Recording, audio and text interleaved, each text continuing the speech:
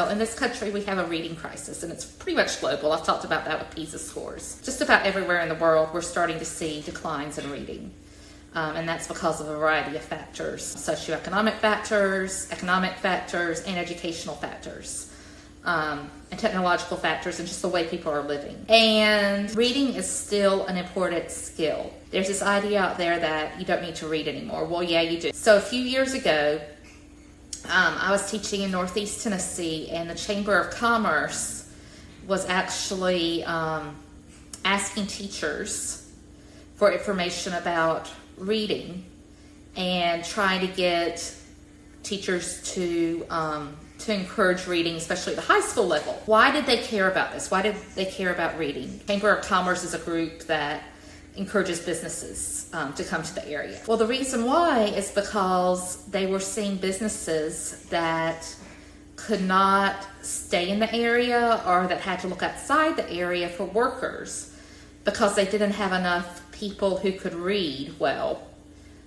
in those jobs. These were jobs that you wouldn't think would take a high level of education, but they were jobs that people got usually right out of high school. You had to have a high school diploma, but factory jobs and maintenance jobs and manufacturing, and even like things like clerical where you have to type and work in an office. All of those require a relatively high level of reading, and they were having problems because they couldn't find enough workers who had that high level of reading. And I also know in upstate South Carolina, where some of my family lives, there was a similar issue with pharmaceutical plant. They had like 2,000 jobs. It was a huge amount of jobs for the area. This is a very small town. And they could not find enough people to fill those jobs because working with medications and processing, it takes reading. You have to be able to read and follow directions, and you have to make sure that the packaging is correct, because if somebody gets the wrong medication or the medication's got a problem, that's a big deal. That could hurt somebody's life. So